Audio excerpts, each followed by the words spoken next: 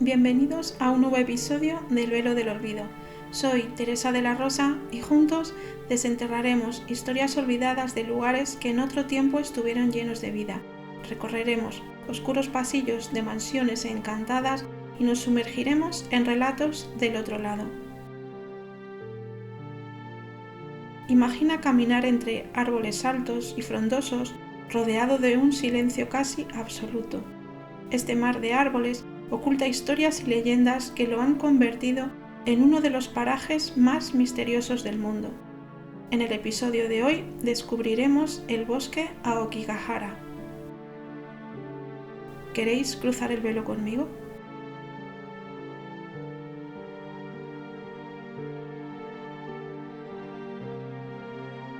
Hoy en día nos parecería imposible que existiese un lugar en el que llevar a ancianos, niños y enfermos de los que no nos podemos hacer cargo y abandonarlos a su suerte, que sería en todos los casos el descanso eterno. Pues ese lugar existe y se encuentra en Japón, a 2 horas del centro de Tokio, el bosque Aokigahara, situado al noroeste del monte Fuji. Consta de 35 kilómetros de puro bosque y fue el lugar elegido durante el Japón feudal para llevar a cabo sus batallas, debido a la frondosidad de su vegetación que lo convirtió en el terreno ideal para las emboscadas y también para abandonar a los más débiles, cuando debido a la hambruna las familias no podían mantener a todos sus integrantes, en especial a niños y ancianos. También se cuenta que era uno de los lugares elegidos para llevar a cabo el rito del harakiri por parte de los samuráis. Se dice que los espíritus de los que allí perdieron la vida aún habitan en él. Sobre este sitio se registran poemas con más de 1000 años de antigüedad que indican que es un lugar maldito. También conocido como Yukai, que significa mar de árboles, el bosque Aokigahara es en la actualidad tristemente conocido con el sobrenombre del bosque de los Suicide-as, ya que tiene el triste récord de ser el segundo lugar en el mundo con más autodesvivimientos contabilizados, después del puente Golden Gate de San Francisco. El bosque creció sobre la lava arrojada en la última erupción del monte Fuji. Por tanto, la naturaleza brotó sobre una gruesa capa de roca volcánica que hace la función de reabsorber el sonido y con ello la sensación de silencio y aislamiento es más que notable. También cuenta con yacimientos de hierro magnético, lo que dificulta el funcionamiento de brújulas y dispositivos GPS, lo que provoca que sea fácil perderse a los pocos kilómetros de adentrarse en el bosque y su terreno sea muy irregular y peligroso. Se cuenta que es el sitio elegido por numerosas personas que deciden quitarse la vida, ya que es muy difícil recuperar los cuerpos, y así evitan todo lo que este hecho conlleva para sus seres queridos. Para disuadir a quien quiera llevar a cabo este acto, hay carteles de madera escritos en varios idiomas a lo largo del camino en los que se insta a que piensen en sus familias y se les anima a que pidan ayuda. Son numerosas las veces que se han encontrado cuerdas atadas a árboles para que si en algún momento se arrepienten y deciden salir, puedan encontrar la salida. También se han localizado tatamis y campamentos con restos de comida y agua, ya que algunas de estas personas pasan dentro varios días hasta que deciden qué van a hacer. Existe un grupo de voluntarios locales que se adentran en el bosque una vez al año, en búsqueda de cuerpos sin vida o desaparecidos. En ocasiones han llegado a encontrar restos de menores aún con los uniformes del colegio puestos. Se empezaron a contabilizar las víctimas desde los años 50, llegando a las 200 personas que se encontraron sin vida en el año 2012. Esta práctica ha dejado de hacerse actualmente por parte del gobierno. La entrada al bosque queda cerrada a partir de las 5 de la tarde. Los visitantes solo pueden entrar en las zonas delimitadas con senderos vigilados, quedando prohibido adentrarse fuera de estas rutas. Las autoridades están obligadas a abrir los coches que se encuentran en el parking por varios días para comprobar si han sido abandonados. En 1960 se publicó una novela en la que 2 amantes decidían acabar con sus vidas en las profundidades del bosque, y en 1993 no logro entender ni cómo ni por qué, se publicó el completo Manual del Suïcide una guía completa de cómo se puede llevar a cabo este acto, donde se recomendaba el bosque como el lugar perfecto para hacerlo. Actualmente este libro no se puede encontrar ya que el gobierno prohibió su venta. En la entrada del bosque hay una caseta que de día funciona como oficina de turismo, pero al caer la noche y cerrar al público, los trabajadores colocan en las ventanas unos enormes altavoces en los que se escucha música a gran volumen hasta que amanece. Lo hacen, según ellos mismos explican, para facilitar el camino de regreso en caso de que alguien esté perdido. En la zona próxima al bosque también hay alguna cabaña y no son pocas las veces que en mitad de la noche han sido sorprendidos por la llegada de alguna persona arrepentida de querer acabar con su vida y acude en busca de ayuda, en muchos casos con heridas evidentes de haberlo intentado. No puede faltar la parte misteriosa de un lugar así. En algunas zonas se han encontrado maldiciones en los árboles. Colgadas se cree que por alguna de estas personas que deciden no salir del bosque nunca más.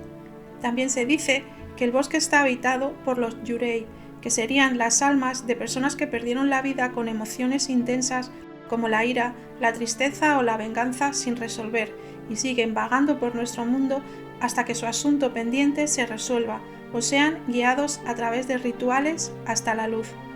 De esto se encargan monjes que acuden a rezar por estas almas y bendicen el lugar.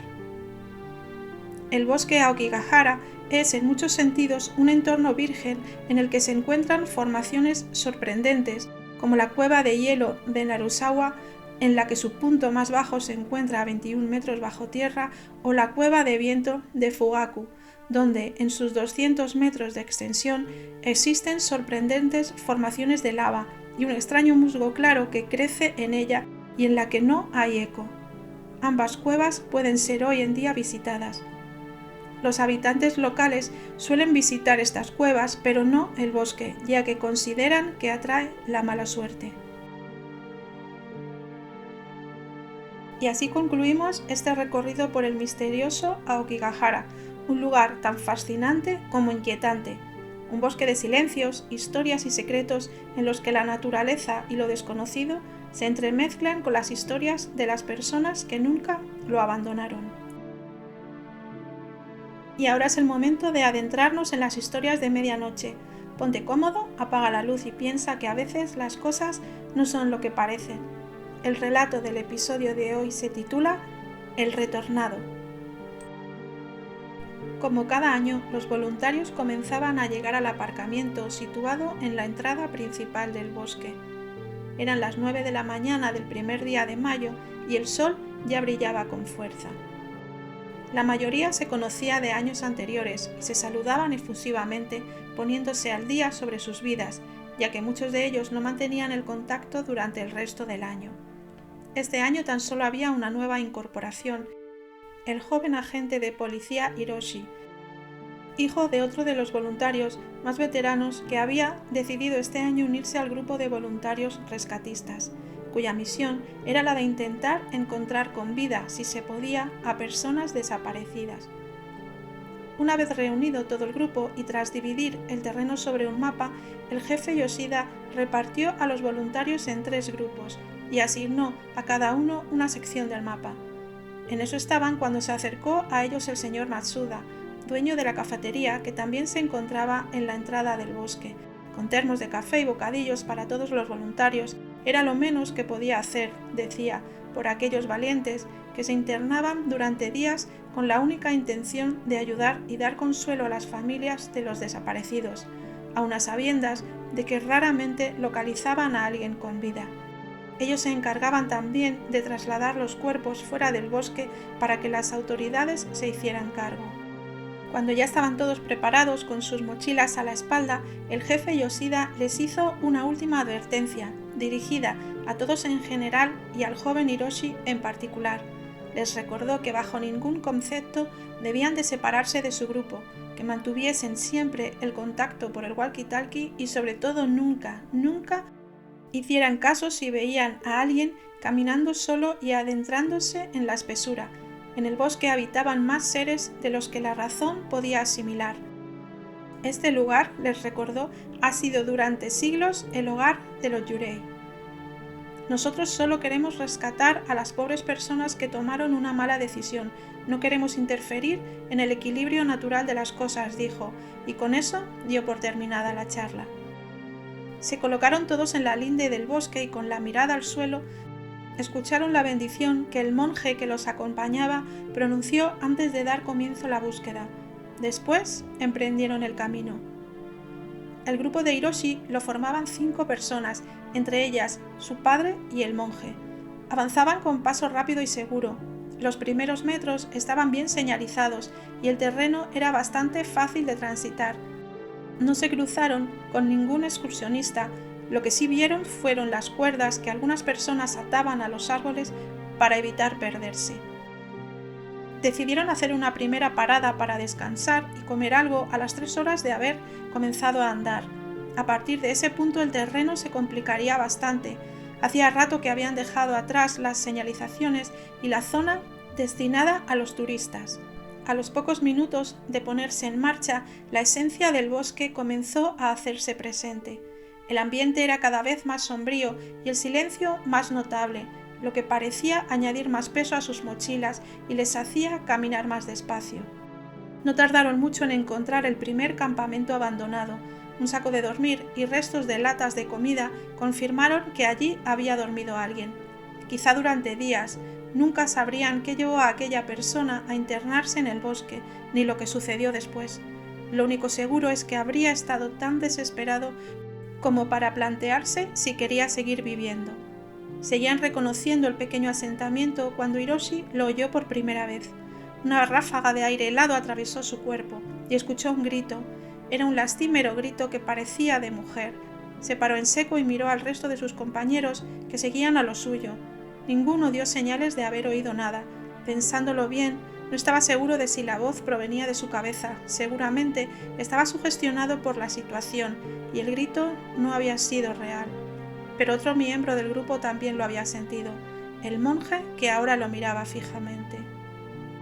Volvieron a ponerse en marcha, pero según avanzaban, una sensación de incomodidad comenzó a hacerse presente en el grupo. Los 5 parecían estar nerviosos y miraban continuamente atrás con la sensación de que alguien los seguía.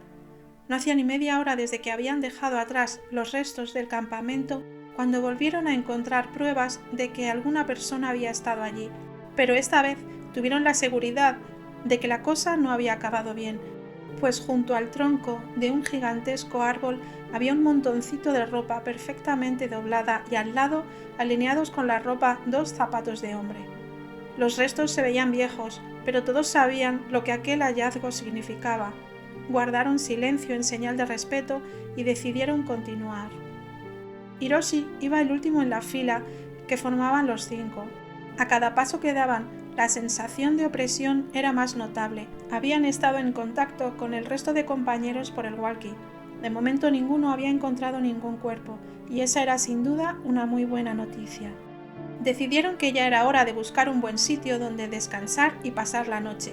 Al día siguiente llegarían al punto donde debían encontrarse todos para posteriormente emprender el regreso por otra ruta. Entre todos decidieron el sitio correcto y comenzaron a sacar de sus mochilas lo necesario para acampar. Hiroshi se sentía cada vez más inquieto. Era una sensación en su interior que no lograba identificar, pero que le mantenía alerta. De repente, algo cruzó rápidamente entre los árboles. Fue tan rápido que dudó si realmente había visto bien. Nuevamente el resto de sus compañeros parecía no haberse dado cuenta. La noche no tardó en llegar y decidieron dormir con una de las linternas encendidas en el centro del círculo en el que habían dispuesto los sacos. Después de comer algo y comentar un rato los pormenores del día, decidieron dar por finalizada la jornada e intentar dormir.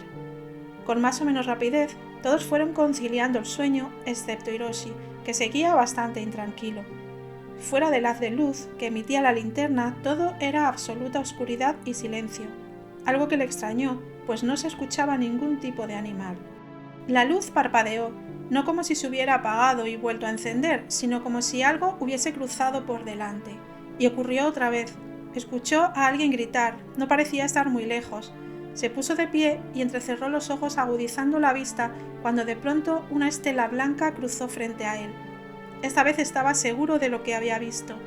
Intentó despertar al resto del grupo, pero no consiguió que ninguno reaccionara. Parecían estar sumidos en un profundo sueño. Algo crujió detrás de él y escuchó claramente como una voz pedía ayuda. Era la voz de una mujer, estaba seguro, como también de que se encontraba muy cerca. Sabía que no debía alejarse del grupo, pero sonaba tan cerca. Volvió a escuchar esta vez un leve llanto. No lo dudó y salió en busca de aquella persona que con toda seguridad estaba sufriendo. No podía perder más tiempo. Podría ser cuestión de vida o muerte. Cogió su linterna y la cuerda que llevaba en su mochila. Extrañamente, según se alejaba del campamento, el camino se iba aclarando.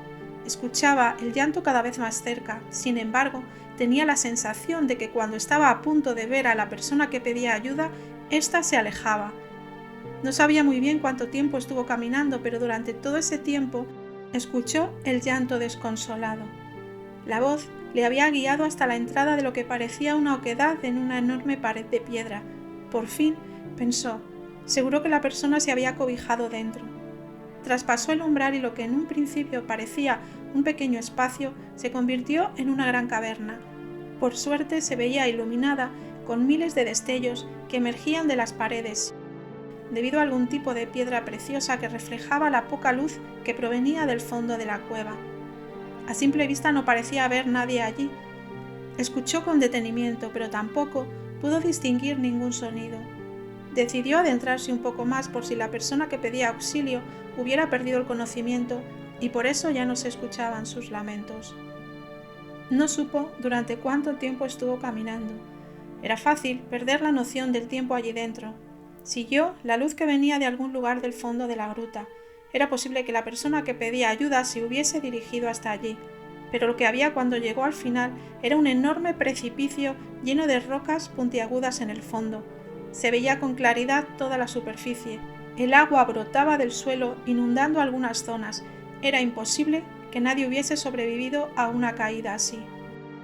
Tras unos minutos, cabizbajo y abatido por no haber podido ayudar finalmente a aquella mujer, decidió volver con el grupo. Por la mañana les traería hasta la cueva e intentarían rescatar el cuerpo. Debía estar allí, aunque él no había logrado verlo. Cuando salió, la oscuridad lo envolvía todo. Menos mal que había tenido la precaución de ir atando la cuerda en algunos árboles para poder encontrar el camino de regreso si se alejaba demasiado. No le costó llegar hasta el campamento, pero allí no había nadie. Le extrañó mucho, pues todavía no había amanecido y deberían seguir durmiendo. Seguramente pensó que alguno se despertó y al ver que no estaba salieron a buscarle. Decidió quedarse allí hasta que volvieran. Estaba ya casi amaneciendo cuando se dio cuenta de que el sueño le había vencido. Cuando despertó, sus compañeros todavía no habían vuelto. Ya con la luz del día comprobó que el campamento no se parecía al de la noche anterior. De hecho, parecía como si nadie hubiese estado allí durante mucho tiempo. Estaba seguro de estar en el lugar correcto, puesto que de la rama de un árbol colgaba una gorra que él mismo había dejado la noche anterior. Comprobó su walkie-talkie, pero no daba señal. Decidió emprender el camino de regreso él solo, y mientras seguiría probando suerte con la comunicación. Después de andar durante todo el día, cuando empezaba a oscurecer, escuchó la música que el señor Matsuda de la cafetería ponía a todo volumen por si algún excursionista se perdía, tuviese el sonido de referencia para encontrar el camino de vuelta. Ya era completamente de noche cuando cruzó la puerta del establecimiento. Era raro, como si algo hubiese cambiado, pero no lograba identificar lo que era. Un hombre se acercó a él con el rostro descompuesto. Hiroshi al principio no lo reconoció, pero enseguida se dio cuenta de que era el amable dueño de la cafetería. Le preguntó si los voluntarios habían vuelto, a lo que él contestó inclinando la cabeza con un gesto positivo. No dijo ni una sola palabra más. Le señaló una mesa en la que un hombre de avanzada edad miraba una taza fijamente. Cuando Hiroshi llegó hasta él, reconoció a su padre, pero parecía más mayor. El corazón le latía rápidamente. Su padre le abrazó con fuerza, como nunca lo había hecho. El joven no entendía nada. Cuando le preguntó por qué no le habían esperado en el campamento, Este contestó con lágrimas en los ojos: «Hijo, has estado perdido durante 5 años». Y con esta historia cerramos el velo por el día de hoy. Muchas gracias por cruzarlo conmigo y que tengáis una semana encantada.